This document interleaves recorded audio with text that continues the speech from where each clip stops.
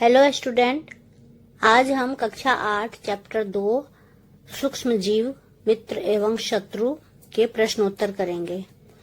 इससे पहले हमने इस पाठ को अच्छी तरह से पढ़ लिया है, समझ लिया है। तो प्रश्नोत्तर शुरू करते हैं। प्रश्न 1 है, रिक्त स्थानों की पूर्ति कीजिए। क है, सूक्ष्म जीवों को डैश की सहायता से देखा जा सकता है। तो इस खाली स्थान में भरेंगे सूक्ष्मदर्शी, यानी सूक्ष्म जीवों को सूक्ष्मदर्शी की सहायता से देख सकते हैं। सूक्ष्म जीव, सूक्ष्म मतलब बहुत ही छोटा।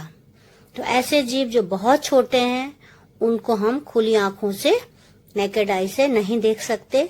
तो उनके लिए एक यंत्र होता है सूक्ष्मदर्शी, उसमें ही हम उसको देख सकते हैं, इसलिए इसमें हमने भर दिया सूक्ष्मदर्शी। ख है, नीले हरे शैवाल वायु से नाइट्रोजन का स्थिरीकरण करते हैं, जिससे मिट्टी की उर्वरकता में वृद्धि होती है। खाली स्थान में हमने भरा नाइट्रोजन। आपने पढ़ा है पाठ में कि जो नीले हरे शैवाल होते हैं वो हवा से नाइट्रोजन को लेते हैं और उसके फिक्सेशन या स्थिरीकरण का काम करते हैं, जिससे जो पौधे होते हैं वो नाइट्रोजन को ले पाते हैं। वो इस तरह से वातावरण के नाइट्रोजन को यूजेबल फॉर्म में बदल देते हैं। तो इस तरह से यहाँ लिखा जाएगा नाइट्रोजन। याद रखिएगा, नाइट्रोजन का स्थिरीकरण करने का काम नीले हरे शैवाल और एक बैक्टीरिया भी है, राइजोबियम बैक्टीरिया, वो दोनों ही करते हैं। ग है, अल्कोहल का उत्पादन डैश नामक सूक्ष्म जीव की सहायता से किया जाता है। तो इस डैश में हमने ईस्ट भरा है। आपने इस पाठ में पढ़ा है कि ईस्ट जो है वो अल्कोहल के उत्पादन में मदद करता है। घ है, हैजा डैश के द्वारा होता है। हैजा की जो बीमारी है वो जीवाणु के द्वारा होती है। हमने इस खाली जगह में जीवाणु भर दिया है। आगे है प्रश्न नंबर 2। सही शब्द के आगे सही का निशान लगाइए। और नंबर 1 इसमें है, ईस्ट का उपयोग निम्न के उत्पादन में होता है। ईस्ट जो है उसको किस चीज के उत्पादन में उपयोग करते हैं? तो है चीनी, अल्कोहल, हाइड्रोक्लोरिक अम्ल, ऑक्सीजन। आपने पढ़ा है, अभी पीछे भी हमने अभी डिस्कस किया था कि ईस्ट का उत्पादन अल्कोहल के बनाने में उपयोग करते हैं इसका। अब है खा, निम्न में से कौन सा प्रतिजैविक है? Sodium bicarbonate, streptomycin, alcohol, east.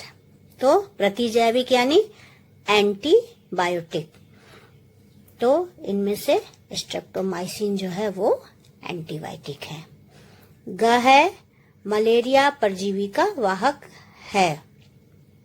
किसका वाहक है? मादा एनोफिलिस मच्छर, कॉकरोच, घरेलू मक्खी, तितली। तो मलेरिया जो है वो मादा एनोफिलिस मच्छर जो है वो मलेरिया परजीवी का वाहक है। यही एक से दूसरे, दूसरे से तीसरे में मलेरिया परजीवी को फैलाता है। वाहक मतलब वहन करने वाला, यानी फैलाने वाला।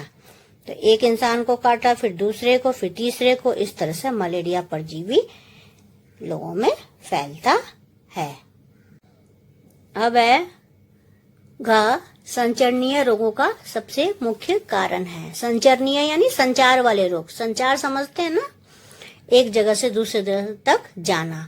तो ऐसी बीमारी जो एक जगह से दूसरी जगह तक जाए, यानी फैले एक से दूसरे, दूसरे से तीसरे में, तो वो बीमारी है संचरणीय बीमारी। तो इसका उत्तर होगा घरेलू मक्खी। घरेलू मक्खी जो है, कहते हैं ना खाना ढक कर रखना चाहिए।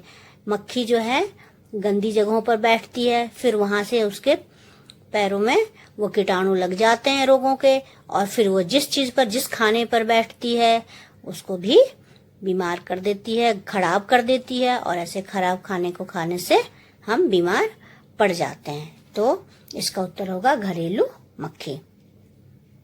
अगला है अंग, ब्रेड अथवा इडली फूल जाती है, इसका कारण है उष्णता, पीसना, इष्ट कोशिकाओं की वृद्धि, माढ़ने के कारण। तो ब्रेड और इडली जो है फूलती है, इसका कारण है ईस्ट कोशिकाओं की वृद्धि। आपने ईस्ट का बहुत ही इलॉबरेट रूप से इसमें अच्छी तरह से बताया गया है कि ईस्ट जो है वो क्या करती है कि ब्रेड या इडली का जो हम बना के रखते हैं घोल, उसमें जनन की क्रिया शुरू कर देती है। और इससे क्या होता है कि जो भी श्वसन की क्रिया होती है, इसमें जनन की क्रिया होती है, तो श्वसन के दौरान ये CO2 गैस बनाती है और CO2 गैस के बुलबुले जो हैं वो खमीर वाले मैदे में क्या करते हैं, उसके आयतन को बढ़ा देते हैं और इसलिए वो इतनी फूल जाती है। तो थर्ड में हमने निशान लगा दिया। क्या है? चीनी को अल्कोहल में परिवर्तित करने के प्रक्रम का नाम क्या है? आपने पढ़ा है कि जो अल्कोहल जब बनाते हैं तो उसमें जो प्राकृतिक चीनी वाले जो भी हैं पौधे हैं, जौ है, उसके बाद गेहूं है, चावल है, इन सब में प्राकृतिक शर्करा होता है। तो ईस्ट क्या करता है, इस शर्करा को अल्कोहल में बदल देता है, जिससे क्रिया होती है जिसको बोलते हैं किण्वन या फर्मेंटेशन, और ये फर्मेंट होकर के अल्कोहल बनता है। तो यहाँ पर हम किण्वन में टिक हम लगाएंगे। नंबर 3 है मिलान करो। 2 कॉलम बने हुए हैं। पहले कॉलम में है जीवाणु, राइजोबियम, लैक्टोबैसिलस, ईस्ट, एक प्रोटोजोआ और एक विषाणु। और दूसरी तरफ है नाइट्रोजन स्थिरीकरण, दही का जमना, ब्रेड की बेकिंग, मलेरिया का कारक, हैजा का कारक, एड्स का कारक, प्रतिजैविक उत्पादित करना। अब हम देखते हैं किसको किससे सही ढंग से मिला सकते हैं जो बिल्कुल सही हो। जीवाणु को हमने मिलाया है नंबर 5 से हैजा का कारक। आपको पता है हैजा की बीमारी जो है वो जीवाणु से होती है, जीवाणु यानी बैक्टीरिया। तो इसीलिए हमने जीवाणु को हैजा का कारक से मिला दिया। खा है राइजोबियम। राइजोबियम को देखेंगे हम किससे मिला सकते हैं, तो इसको नंबर 1 से मिलाया, नाइट्रोजन स्थिरीकरण। अभी पिछले प्रश्न में हमने इसको डिस्कस किया था कि ब्लू ग्रीन एल्गी यानी कि नीले हरित शैवाल या राइजोबियम, ये दोनों जो है नाइट्रोजन का स्थिरीकरण करते हैं, नाइट्रोजन को फिक्सेशन करते हैं उसका। तो राइजोबियम को हमने नाइट्रोजन स्थिरीकरण से मिला दिया। ये सारे पॉइंट्स बिल्कुल आपको याद रहने चाहिए, इस चैप्टर का निचोड़ है ये। लैक्टोबैसिलस, इसको किससे मिलाएंगे, दही का जमना। जो लैक्टोबैसिलस बैक्टीरिया होती है वो दही के जमने में मदद करती है। दूध में जब हम दही डालते हैं तो इससे लैक्टोबैसिलस बैक्टीरिया जो है वो कई गुना रेप्लिकेट होकर के अपनी संख्या बढ़ाती है और धीरे धीरे करके दूध जो है वो दही में कन्वर्ट हो जाता है। अगला है ईस्ट। ईस्ट जो है उसको हमने ब्रेड की बेकिंग से मिलाया है। आपने पाठ में पढ़ा है कि ब्रेड, केक, ये सब बनाने के लिए ईस्ट की मदद लेती है। और ईस्ट कैसे काम करता है ये बताया हमने कि ईस्ट को डालने के बाद ईस्ट तेजी से जनन करने लगता है और श्वसन के दौरान ये CO2 पैदा करता है, जिससे गैस के बुलबुले वाले खमीर पैदा होते हैं मैदे में, और मैदा आयतन उसका बढ़ जाता है, फूल जाता है, और इस तरह से बिल्कुल हल्का ब्रेड या केक या पेस्ट्री ये सारी चीजें तैयार होती हैं। तो बेकिंग इंडस्ट्री जो है वो पूरी तरह से ईस्ट पर डिपेंडेंट है। अब है एक प्रोटोजोआ। तो इसको मिलाया हमने मलेरिया का कारक। मलेरिया जो है वो प्रोटोजोआ से होता है। और क्या है एक विषाणु। विषाणु यानी वायरस। तो वायरस जो है वो एड्स का कारक होता है। HIV वायरस आपने सुना होगा। तो HIV वायरस जो है उसके कारण एड्स होता है, इसीलिए विषाणु को हमने एड्स से मिला दिया। अब आगे बढ़ते हैं। नंबर 4। नंबर 4 है क्या सूक्ष्मजीव बिना यंत्र की सहायता से देखे जा सकते हैं? यदि नहीं तो वे कैसे देखे जा सकते हैं? अभी हमने शुरू में ही जिक्र किया था कि सूक्ष्म जीव तो सूक्ष्म है, बिल्कुल छोटा है, माइक्रो ऑर्गेनिज्म बोलते हैं। माइक्रो यानी कि बहुत छोटा, तो ये बिना यंत्र की सहायता से तो देखे ही नहीं जा सकते हैं। इनमें से कुछ जैसे कवक वगैरह आप आवर्धक लेंस से देख सकते हैं, जो कि ब्रेड के ऊपर हो जाता है जब ब्रेड खराब होने लगता है, और बाकी जो हैं वो सूक्ष्मदर्शी माइक्रोस्कोप से देखे जा सकते हैं। तो इसका उत्तर लिखेंगे नहीं, सूक्ष्मजीव बिना यंत्र की सहायता से नहीं देखे जा सकते हैं, इन्हें हम सूक्ष्मदर्शी की मदद से देख सकते हैं। अब शुरू करते हैं क्वेश्चन नंबर 5। सूक्ष्म जीवों के मुख्य वर्ग कौन कौन से हैं? उत्तर है सूक्ष्म जीवों के मुख्य वर्ग 4 हैं। पहला है बैक्टीरिया या जीवाणु, दूसरा है कवक, तीसरा है प्रोटोजोआ और चौथा है कुछ शैवाल। अब बैक्टीरिया या जीवाणु जो होते हैं वो एक कोशिक होते हैं, यानी यूनिसेलुलर होते हैं। एक ही कोशिका से इनका शरीर बना हुआ होता है। कवक जो होता है वो बहुकोशिकीय होता है, यानी बहुत सारी कोशिका से इनका शरीर बना होता है। तीसरा है प्रोटोजोआ, जैसे अमीबा, पैरामीशियम, ये सारे प्रोटोजोआ हैं ना। तो प्रोटोजोआ जो हैं वो एक कोशिक होते हैं, यानी एक ही कोशिका से इनका शरीर बना होता है। और चौथा शैवाल जो है वो कुछ तो एक कोशिकीय होते हैं और कुछ बहुकोशिकीय, यानी कुछ के जो शरीर हैं वो एक कोशिका से बना होता है और कुछ जो है वो बहुत सारी कोशिकाओं से बना हुआ होता है। अब प्रश्न है छठा, वायुमंडलीय नाइट्रोजन का मिट्टी में स्थिरीकरण करने वाले सूक्ष्म जीवों के नाम लिखिए। यानी वायुमंडल में जो नाइट्रोजन है वो मिट्टी में कैसे फिक्स होता है, किस तरह से वो मिट्टी में मिल जाता है जिससे पौधों को सहायता मिलती है, कौन कौन से सूक्ष्मजीवी ये काम करते हैं।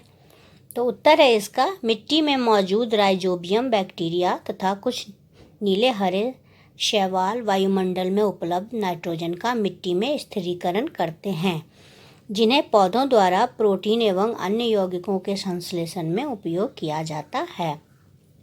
आपने पहले पढ़ा है, पिछले पार्ट में ही पढ़ा है कि वातावरण में जो नाइट्रोजन मौजूद होता है पौधे इसको डायरेक्ट नहीं ले पाते। जिस तरह से कार्बन डाइऑक्साइड वातावरण में है और प्रकाश संश्लेषण की क्रिया में पौधे डायरेक्ट कार्बन डाइऑक्साइड ले लेते हैं स्टोमेटा की सहायता से, तो नाइट्रोजन के साथ ये नहीं होता, वो डायरेक्ट नहीं लेते हैं, नहीं ले पाते हैं।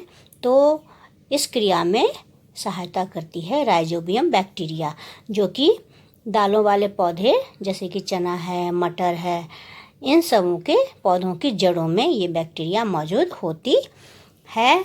और कुछ नीले हरे शैवाल भी ये काम करते हैं, वो वातावरण में जो भी नाइट्रोजन मौजूद है उसको मिट्टी में स्थिरीकरण करती है, यानी कि उनको इस तरह के फॉर्म में बदल देती है, इस तरह के रूप में बदल देती है ताकि वो पानी के साथ घुलकर पौधे को लेने लायक हो जाते हैं। पौधे उनको उस तरीके से ले लेते हैं।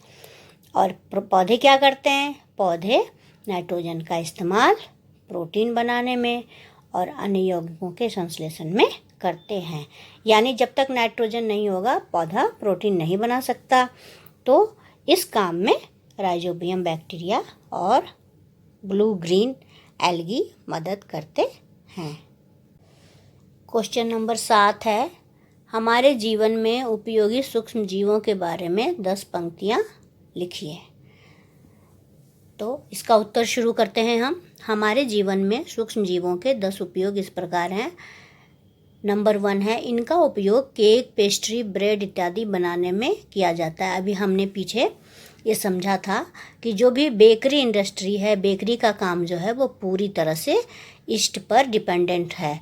ईस्ट जो है वो इसमें डाला जाता है, केक, पेस्ट्री, ब्रेड बनाने में डाला जाता है।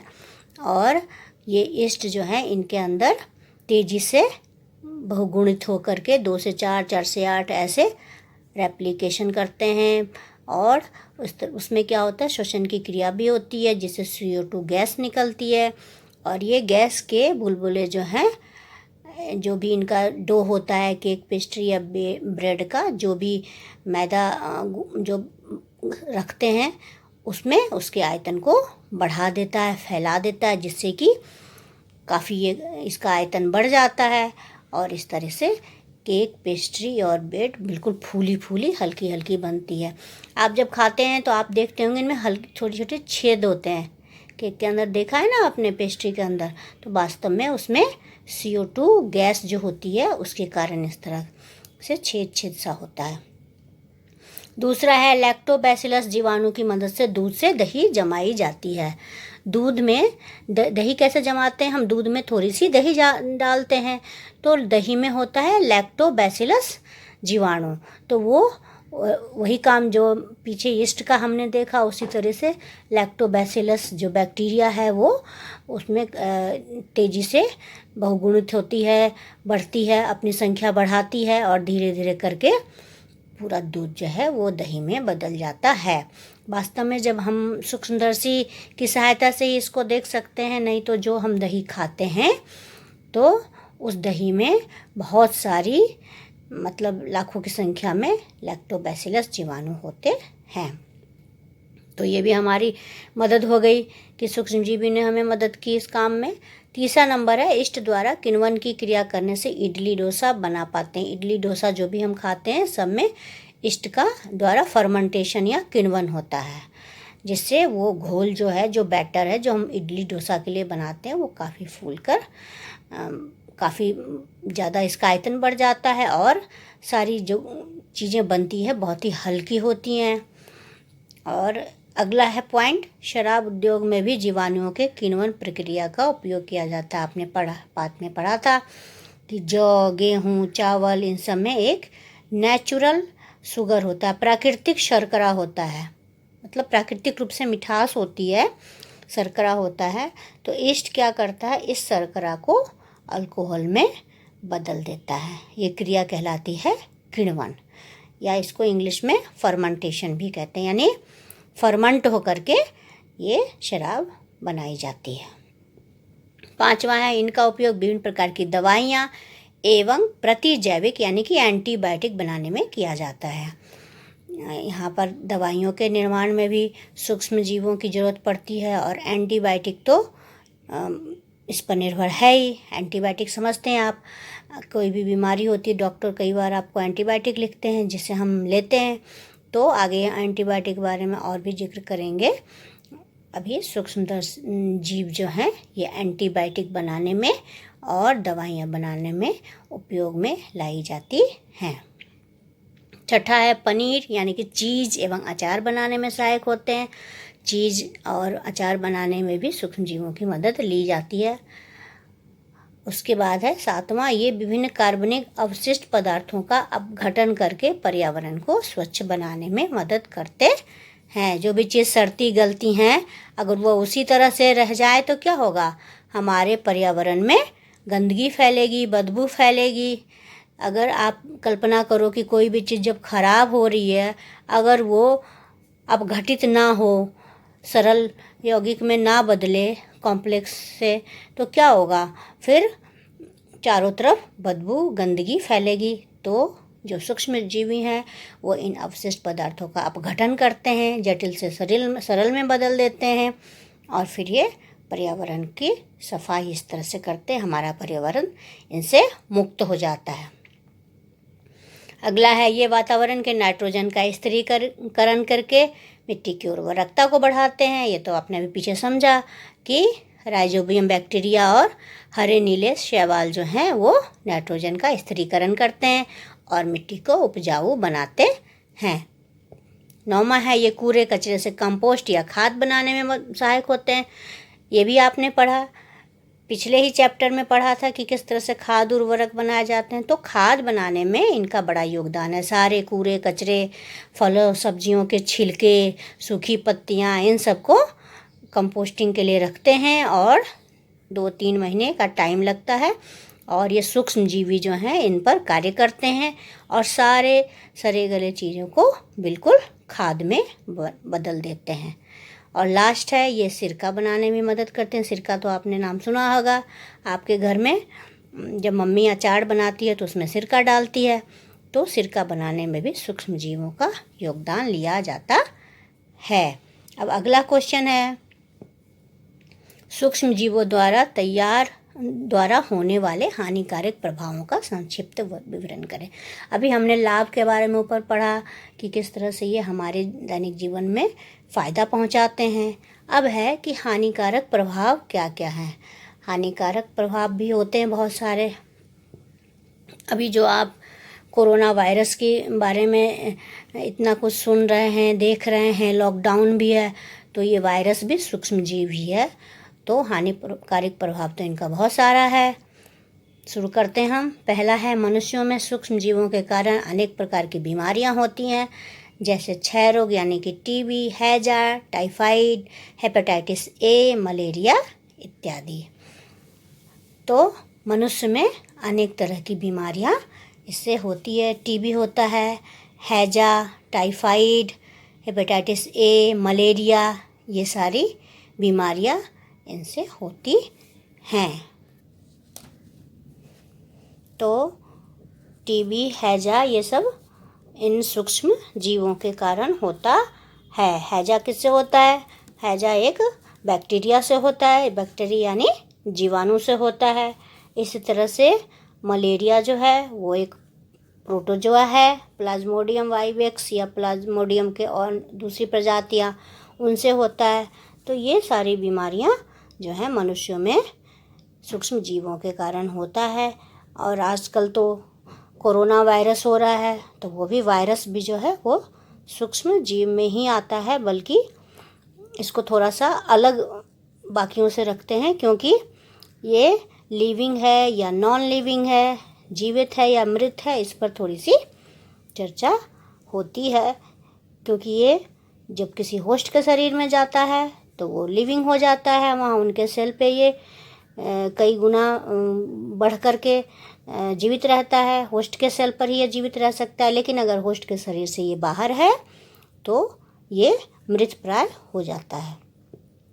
अगला है कि जंतुओं में ये एंथ्रेक्स नामक बीमारी फैलाते हैं, जो खासकर मवेशियों में होता है।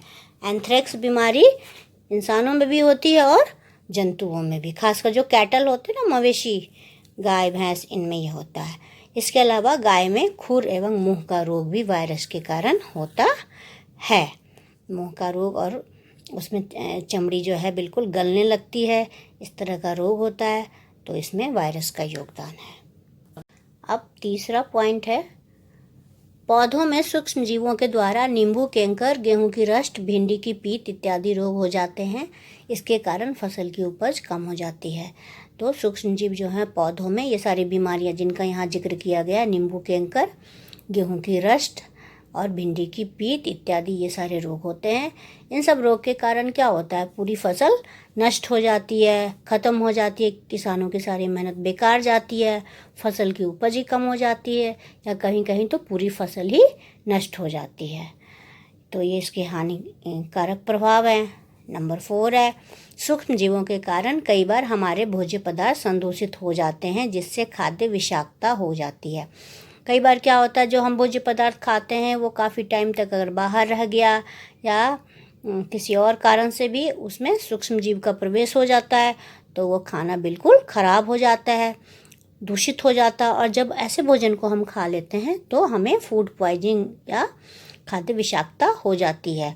फूड पॉइजनिंग में क्या होता है, जैसे खाना पचता नहीं है, फिर उल्टी हो जाती है, वॉमिटिंग होती है, और कई बार बहुत स्थिति खराब भी हो जाती है, हमें डॉक्टर के पास जाना पड़ता है। तो ये भी सूक्ष्म जीवों के कारण होने वाला हानिकारक प्रभाव है। लास्ट में है, ब्रेड या रोटी यदि नम वातावरण में रहते हैं तो इनमें कवक के कारण धब्बे पड़ जाते हैं और वह खराब हो जाता है। आपने देखा होगा, ये तो आपने घर में देखा होगा, कई बार देखा होगा, बरसात के टाइम में खासकर ब्रेड या रोटी, उसमें ऐसे रुई रुई जैसा सफ़ेद सफ़ेद सा धब्बा हो जाता है और वो खराब हो जाता है। तो ये काम भी असल में कवक के द्वारा ये नुकसान होता है। कवक भी एक सूक्ष्म जीव है, तो इसके कारण ही ये ब्रेड या रोटी खराब हो जाती है। अब अगला क्वेश्चन है प्रतिजैविक क्या है? प्रतिजैविक लेते समय कौन सी सावधानी रखनी चाहिए? प्रतिजैविक यानी एंटीबायोटिक। एंटीबायोटिक क्या है और एंटीबायोटिक लेते समय क्या सावधानी रखनी चाहिए? तो वे औषधि जो बीमारी पैदा करने वाले सूक्ष्म जीवों को नष्ट कर देती हैं अथवा उनकी वृद्धि को रोक देती हैं प्रतिजैविक या एंटीबायोटिक कहलाती हैं। मतलब ये औषधि है, एक तरह की दवाई हैं जो जब हम तबीयत हमारी ख़राब होती है, बीमार होते हैं, तो डॉक्टर ये हमें लिख कर देते हैं कि आपको ये एंटीबायोटिक या प्रतिजैविक खानी है। तो जब हम उस एंटीबायोटिक को खाते हैं तो हमारे शरीर में जिन सूक्ष्म जीवों के कारण हम बीमार हुए या ये एंटीबायोटिक उनको नष्ट कर देते हैं, मार देते हैं या फिर उनकी ग्रोथ को, उनकी वृद्धि को रोक देते हैं। तो इस तरह से एंटीबायोटिक जो है हमारे लिए फ़ायदेमंद है। अब इसका उदाहरण है स्ट्रेप्टोमाइसिन, टेट्रासाइक्लिन, एरिथ्रोमाइसिन, ये सारे उदाहरण है। आपको ये याद रखना है। कुछ एंटीबायोटिक के नाम आपको पूछे जा सकते हैं पेपर में। और इसमें रोचक बात यह है कि इन औषधियों का स्रोत भी सूक्ष्म जीव ही हैं। यानी सूक्ष्म जीवों को मारने के लिए या इनकी वृद्धि को रोकने के लिए जो हम एंटीबायोटिक दवाई बनाते हैं, असल में वो दवाई भी सूक्ष्म जीव से ही बनती है। जो थोड़े कमज़ोर सूक्ष्म जीव होते हैं उनको हमारे शरीर में डाल दिया जाता है और फिर शरीर जो है उसके प्रति रोग प्रतिरोधक क्षमता विकसित कर लेती है। फिर आगे जब कभी ऐसा हम तरह की सूक्ष्म जीव हमारे शरीर में जाते हैं तो शरीर को उससे लड़ना आ जाता है। तो इस तरह से एंटीबायोटिक जो है वो सूक्ष्म जीवों से ही बनता है। अब सावधानियां देखें कि हम कैसे इसको उपयोग करते समय सावधानी रखें। तो प्रतिजैविक हमेशा डॉक्टर की सलाह पर लेनी चाहिए। जब डॉक्टर ने आपको कहा है तभी आप खाइए। ऐसा नहीं कि तबीयत ख़राब हुई तो अपने आप ही हमने एंटीबायोटिक ले लिया, ये नहीं करना चाहिए। हमेशा दवा का कोर्स पूरा करना चाहिए। यानी जितने टाइम के लिए डॉक्टर ने बोला है तो उतने टाइम के लिए आपको कोर्स पूरा करना चाहिए। अगर आप बीच में छोड़ देते हैं, कोर्स पूरा नहीं करते हैं, तो उसका जो असर होना चाहिए वो असर नहीं होता है। तीसरा पॉइंट है प्रतिजैविक की जितनी मात्रा डॉक्टर ने बताई है उतनी ही मात्रा का सेवन करना चाहिए। ज़्यादा मात्रा में लेने से हमें नुकसान हो सकता है तथा इसका हमारे शरीर पर असर होना बंद हो सकता है। इसमें क्या है कि जितनी मात्रा डॉक्टर ने बताई है उतनी लेनी चाहिए। अगर हम उसकी बताई हुई मात्रा से ज़्यादा लेते हैं या बार बार लेते हैं तो क्या होता है, हमारे शरीर पर इसका असर नहीं होता है।